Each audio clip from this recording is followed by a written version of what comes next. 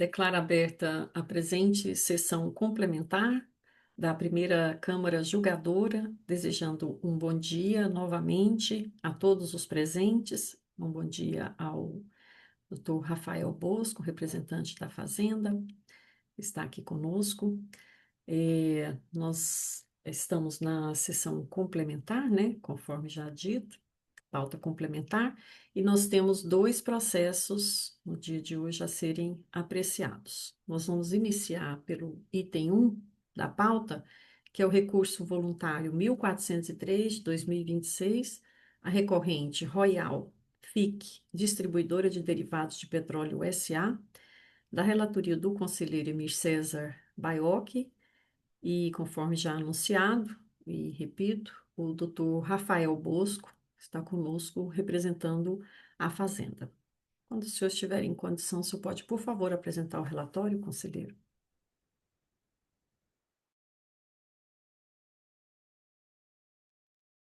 Obrigado, senhora coordenadora. Eu vou fazer um relatório, se houver concordância de todos, bastante resumido, mas que, pelo menos em termos de relatório, demonstra o que realmente o processo reza e exige. Então, será um relatório resumido. Eu tenho aqui na minha mão o relatório expandido e o relatório resumido. Eu vou fazer o resumido porque não é complicado, não há nada que demande, vamos dizer assim, uma complicação maior. Vamos lá.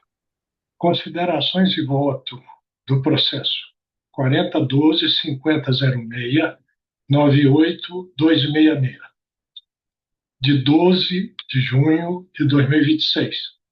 Royal, Royal FIC, distribuidora de petróleo.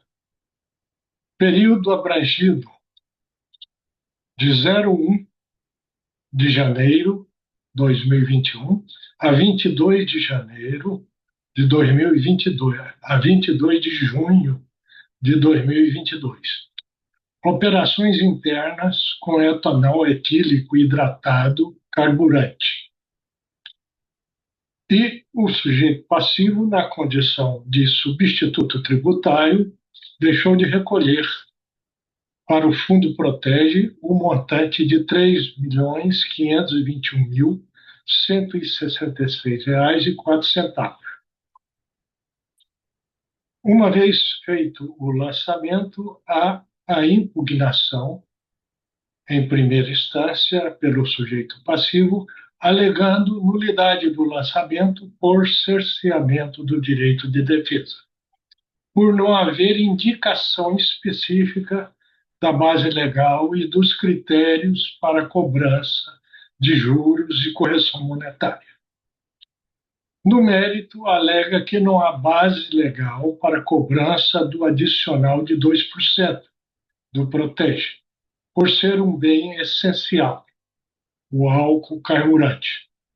Alega o princípio da seletividade do ICMS, bem como o caráter confiscatório da multa de 100%, além de se tratar de um produto que traz em si o dom da essencialidade. Sobreveio a sentença singular que conheceu da impugnação, negou-lhe parcial provimento, afastando as preliminares de nulidade e julgando procedente o lançamento fiscal conforme a inicial, mantendo integralmente o crédito tributário. Em seu recurso voluntário, o sujeito passivo reitera preliminarmente a nulidade parcial do lançamento por deficiência de fundamentação. Quanto aos critérios de incidência dos juros e atualização monetária não especificados no corpo da autuação, sustentando a ausência de demonstração dos índices aplicados na metodologia de cálculo dos acréscimos legais, que afrontam o artigo 142 e o artigo 202 do CTN. E no mérito, alega que na sentença recorrida não houve enfrentamento adequado da tese relativa à impossibilidade de se cobrar os 2% do Protege sobre combustível, que é um bem que traz em si a essencialidade. O que foi devidamente reconhecido pela Lei Complementar 194/22.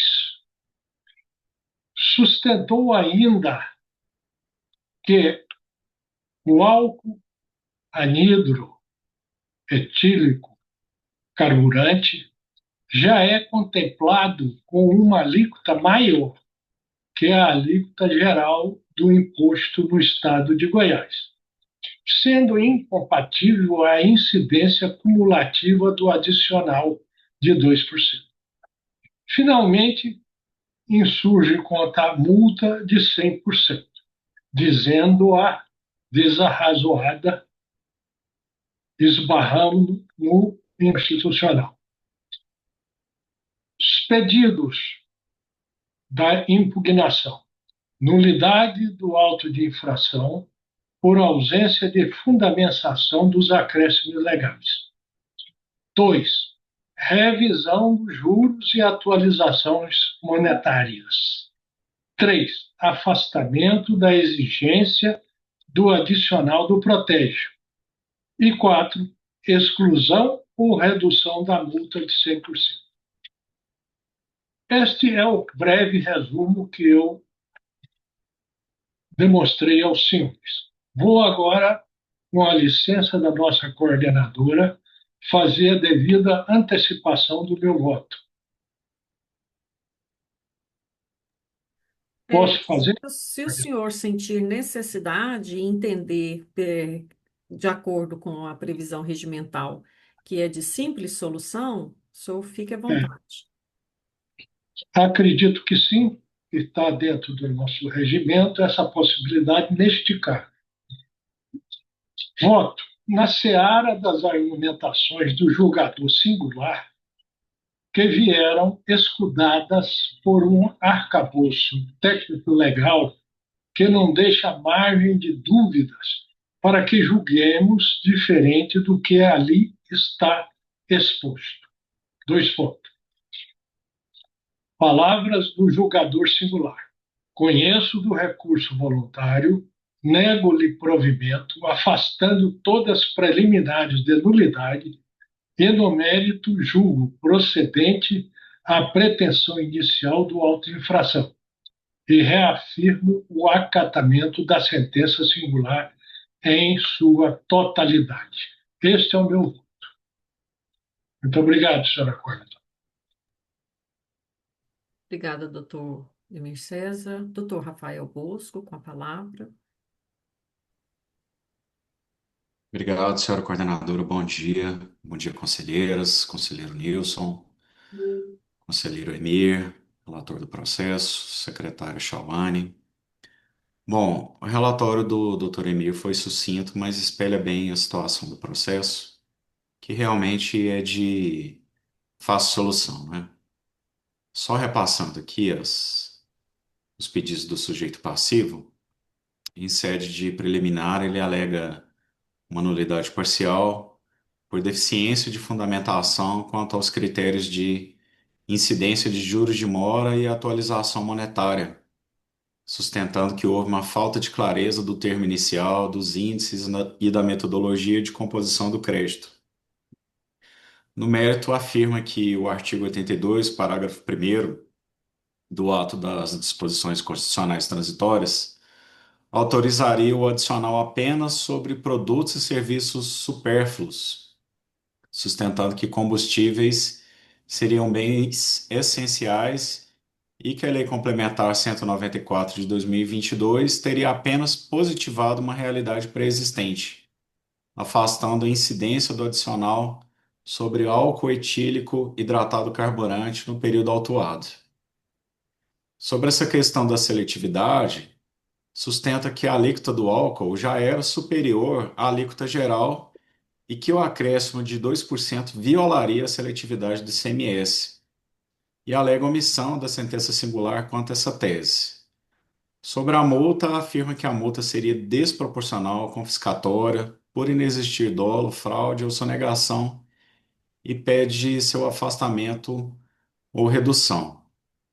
E nessas linhas, né, ele pede aí o provimento do recurso para decretar a nulidade do lançamento, de forma a subsidiar a reconstituição dos acréscimos legais, no mérito, uma reforma da sentença e o afastamento do adicional de 2%. Alternativamente, reconhecimento de nulidade parcial da decisão por omissão sobre seletividade e, por fim, afastamento ou redução da multa. Então, a gente tem basicamente aí uma alegação de nulidade, e um pedido de improcedência de afastamento aí da autuação, né? Só que esse auto, ele não apresenta nenhuma das hipóteses de nulidade do artigo 20 da Lei Processual. Não há que se falar em segurança, devido à correspondência entre fatos imputados, dispositivos indicados como infringidos e provas acostadas. Descrição do fato é objetiva, relativa a operações internas com álcool etílico hidratado carburante. Na questão da substituição tributária, em que é cobrada a alíquota integral de 25%, né, 23%, mas os 2% protege, e com a falta de recolhimento desse adicional no período de 1º de janeiro de 21 a 22 de junho de 2022, conforme bem colocado pelo senhor relator, né? Esse auto foi instruído com detalhamento mensal do crédito tributário, nota explicativa, relatório de auditoria, documentos fiscais, relatório SARE, EFD, devoluções, além dos fundamentos normativos que dão suporte à autuação, né? Então, a plena cognoscibilidade da acusação fiscal. A própria defesa confirma a compreensão da acusação, pois apresentou impugnação, recurso voluntário discutindo exatamente os pontos autuados: incidência do adicional, essencialidade, seletividade, juros, atualização e multa. Também não se pode falar aqui em cerceamento ao direito de defesa. A empresa foi intimada do auto, via DTE, apresentou impugnação em primeira instância, foi intimada da sentença, apresentou recurso voluntário. Também houve ciência da representação fazendária, né? Então, todos os atos aí de intimação do processo foram devidamente praticados para as duas partes, né? Quanto aos acréscimos, convém observar aqui que a sentença corretamente destacou que o artigo 8º da Lei Processual exige, no corpo do auto, os elementos mínimos do lançamento, mas não impõe uma memória pormenorizada dos encargos nessa parte do processo. Então, o cálculo está correto, ele segue os artigos 167, 170 e 170-A do Código Tributário Estadual, além do próprio tema 1062 do STF, né, que já foi implementado no sistema do auto de infração. Então, assim, a Fazenda agradece, né, a antecipação do voto pelo doutor Emir e pede que essa sentença singular seja mantida, né? Devido aí à situação da regularidade do processo. Com relação, falando um pouco mais do mérito aqui, a parte conheceu da impugnação, a sentença singular conheceu da impugnação, afastou as preliminares e julgou procedente o lançamento no valor originalmente proposto, né? O ponto central aqui é simples, o doutor Emílio já colocou. A autuada era substituta tributária das operações internas subsequentes dos seus destinatários, né? E embora a alíquota integral de 25% fosse aplicável ao período, deixou de recolher em dário próprio o adicional de 2% destinado ao protege nas operações com substituição tributária. Não há prova documental no recurso voluntário apta a afastar o levantamento fiscal, comprovar pagamento no código adequado, demonstrar duplicidade de cobrança ou invalidar a metodologia de apuração. Então, o recurso voluntário é frágil em prova, né? Ele trabalha, sobretudo, com teses jurídicas abstratas, mas não demonstra pagamento no código correto e nem duplicidade objetiva da autuação.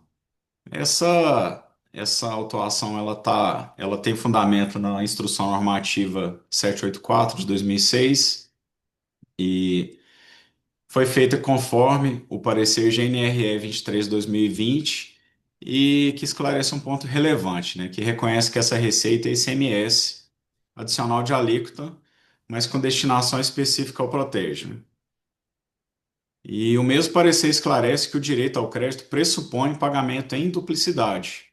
Isso é o destaque, apuração com alíquota majorada e pagamento do adicional em DARE separado referente ao mesmo período, né? E sem comprovação dessa duplicidade, não há que se falar em crédito ou abatimento que possa extinguir essa exigência fiscal. Então, o auto ele é formalmente rígido, a infração está comprovada por levantamento fiscal idôneo e o recurso voluntário ele não traz prova capaz de desconstituir a exigência fiscal. Então, finalizando, senhora coordenadora, a Fazenda pede a rejeição das preliminares, né? Que seja negado o provimento ao recurso voluntário e mantendo-se integralmente a sentença singular que julgou procedente o auto de infração no valor originário de 7 milhões. Deixa eu só conferir aqui. Então, é, 3 milhões Isso, 501, Isso, eu estava mencionando com a multa. três é, milhões 521 mil reais, 166, 521 mil, 166 reais e 4 centavos. Essa é a manifestação da Fazenda, senhora coordenadora. Muito obrigado.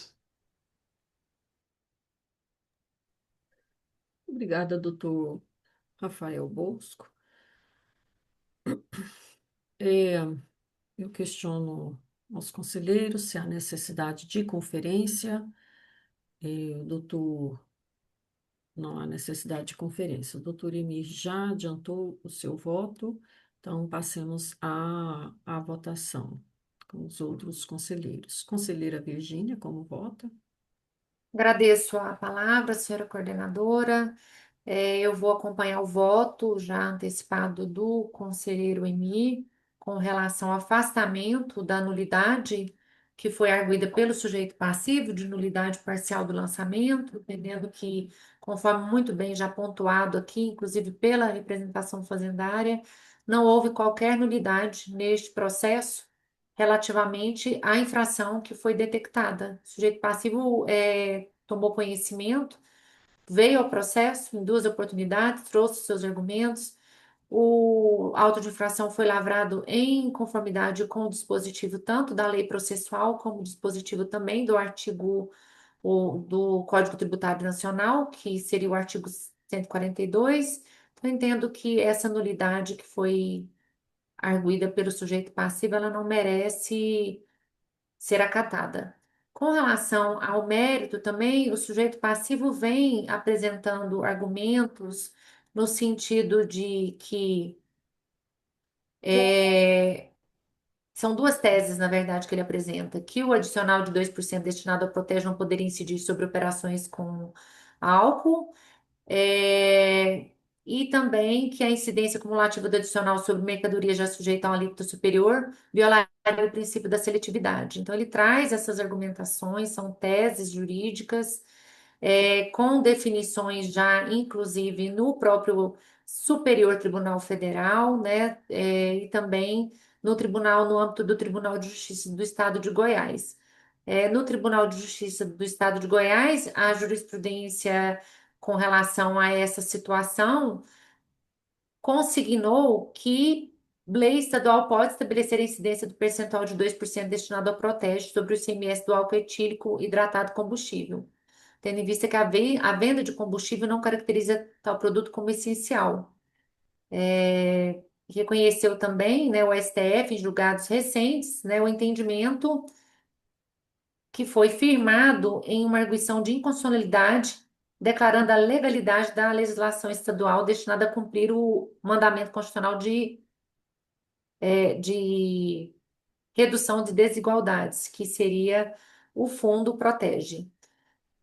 Há julgados também neste Conselho Superior com esse entendimento, então há outros processos que foram decididos da mesma forma. A sentença foi muito bem elaborada, tratou de todos os pontos que foram trazidos pelo sujeito passivo e que são repetidos aqui no recurso voluntário, do meu ponto de vista.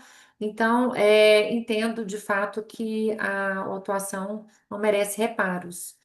A gente verifica aqui que a Royal FIC realizou operações internas com álcool na condição de substituto tributário, destacou uma alíquota de 25% dos documentos fiscais, né, e não é reconhecida, né, que a incidência do protege no percentual de 2%, mas não fez o recolhimento desse percentual de 2%, né, em todo o período fiscalizado.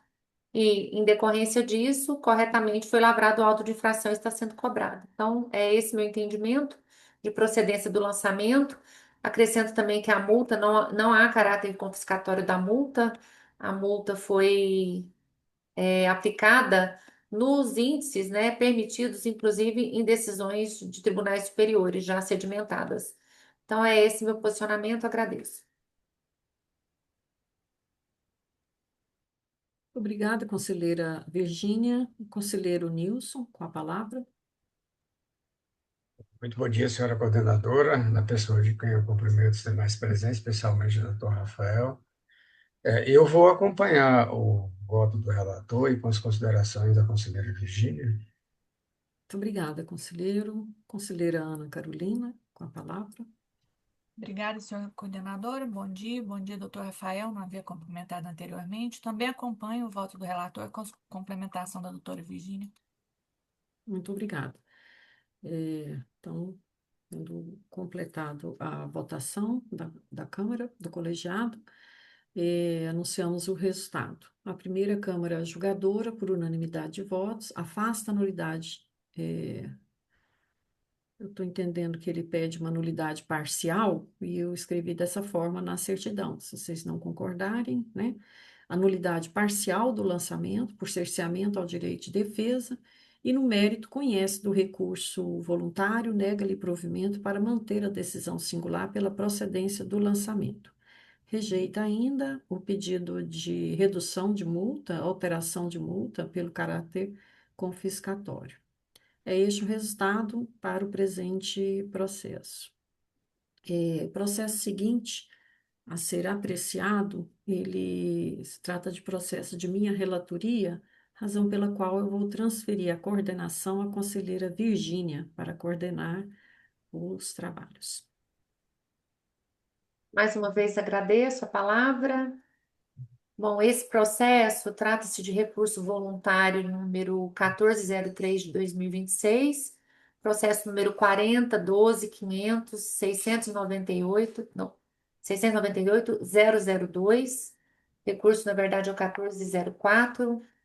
Sujeito passivo é o mesmo sujeito passivo, Royal FIC Distribuidora de Derivados de Petróleo S.A. Relatora deste processo, a conselheira Nislene Alves. Continua conosco o representante da Fazenda Pública.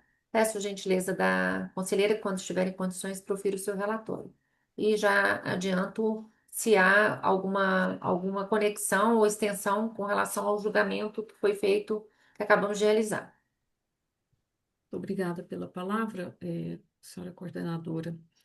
De fato, o presente auto de infração, ele compreende exatamente a mesma matéria tratada no julgamento anterior, mesmas peças recursais contendo mesmas alegações, inclusive relativo ao mesmo período autuado, diferindo apenas em relação à exigência de valor do fundo protege que deixou de ser recolhido, ou que fora recolhido a menor, correspondente às operações próprias do sujeito passivo, quando aquele julgado anteriormente se referia ao protege devido pelas operações subsequentes, né, devidos pela substituição tributária.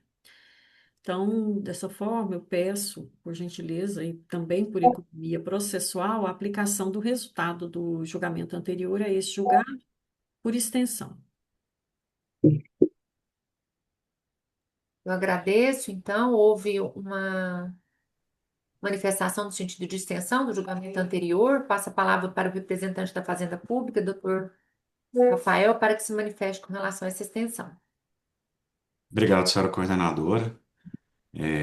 Com relação ao pedido, né, a sugestão, o processo pode sim ser apreciado por extensão ao julgamento do processo anterior, que é o número 4012.500.698.266, com essa ressalva já feita, né, pela senhora relatora, de que naquele caso a autuação tratava do adicional do protege nas operações sujeitas à substituição tributária, enquanto nesse processo a exigência refere-se ao adicional protege incidentes sobre as operações próprias da mesma empresa, com a mesma mercadoria, no mesmo período e sob a mesma matriz normativa. As peças defensórias são substancialmente semelhantes, repetindo as teses de nulidade por juros e correção, ilegalidade ou inconstitucionalidade do adicional, seletividade e desproporcionalidade da multa. Então, assim, né, a conclusão deve ser a mesma: rejeição das preliminares e manutenção da sentença singular pela procedência do auto. Então, totalmente cabível a extensão, senhora coordenadora. Muito obrigado. Agradeço a manifestação, doutor Rafael. Indago aos conselheiros se há alguma necessidade de conferência com relação a esse encaminhamento. Senhora coordenadora, eu gostaria de fazer apenas um um pequeno complemento, digamos assim. Eu acho que já foi parcialmente tratado pelo doutor Rafael Bosco no outro julgamento, né, na sua sustentação. Mas eu gostaria de fazer apenas alguma observação em relação à questão da utilização da alíquota de 25%. Nós temos vários julgados, inclusive na semana seguinte a essa, de minha relatoria, nós vamos apreciar dois processos da mesma empresa, e com esse argumento em relação à utilização da carga tributária de 25% sobre o álcool, o que normalmente o sujeito passivo vem se manifestando, né? Eu já recolhi o total do ICMS, então eu não devo mais nada. Mas é até interessante esse parecer citado aí pela Fazenda, né, em relação a essa questão dos 25%, e ele tem uma parte que eu gostaria de fazer uma observação que depreende-se do parecer, né, que a carga tributária de 25% sobre o álcool etílico hidratado carburante refere-se a ICMS, de fato, em forma de adicional de alíquotas, mas com o diferencial de ter destinação específica ao Fundo Protege e como receita com destinação específica também. Foi definido que não será compartilhada com os municípios, tratando-se, portanto, de uma exceção constitucional à vinculação e à repartição de receita tributária da espécie de imposto, exatamente para cumprimento de exclusivo e excepcional escopo de implementação de políticas públicas, de ações voltadas à melhoria da qualidade de vida. Empregar tais recursos em desconsideração aos apontados propósitos desnatura rigorosamente o intento e a vontade constituintes, né? Isso foi uma decisão, inclusive, do STF, parte desse, eu coloquei parte desses, utilizei, né, esses excertos, de parte dessa decisão citada no parecer da administração da economia.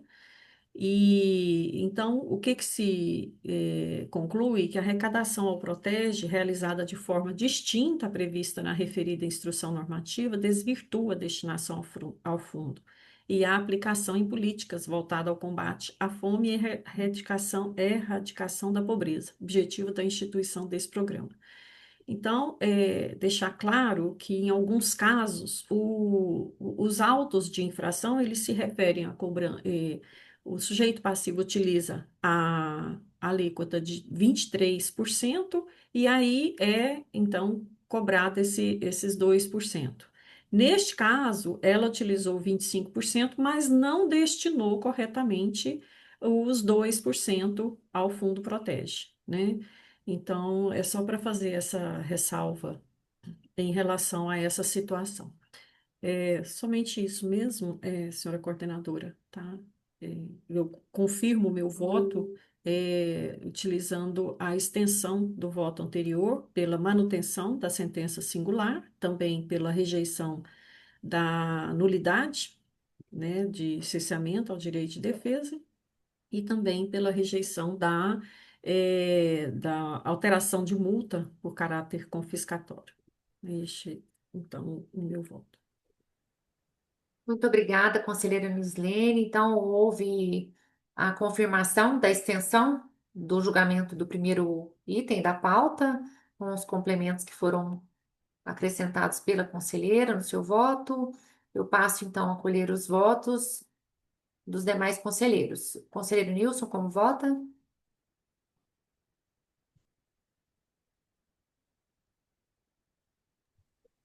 Sim, eu acompanho o voto da relatora. Muito obrigada. Houve concordância entre a relatora e o revisor. Indago aos conselheiros, conselheira Ana Carolina e conselheiro Emicésio, se estão de acordo com a extensão. De acordo. Então, finalizada então a fase de votação, eu anuncio o resultado para este processo. A primeira Câmara Julgadora do Conselho Administrativo Tributário decide por unanimidade de votos rejeitar o pedido de nulidade do lançamento por cerceamento ao direito de defesa. No mérito, manter a sentença singular de procedência do lançamento e rejeitar ainda o pedido de confiscatoriedade da multa, em- de acordo com o item anterior, o item 1, ou seja, é uma extensão desse julgamento. É este o resultado para o processo. Eu agradeço a participação e devolvo a coordenação para a conselheira Nislene. Muito obrigada, conselheira Virgínia. Não havendo mais processos a serem apreciados no dia de hoje, nós agradecemos inicialmente a presença do Dr. Rafael Bosco conosco, desejando um excelente final de semana e também a todos os participantes dessa sessão.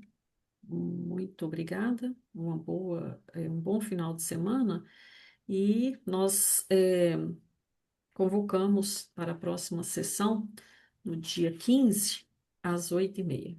Muito obrigada.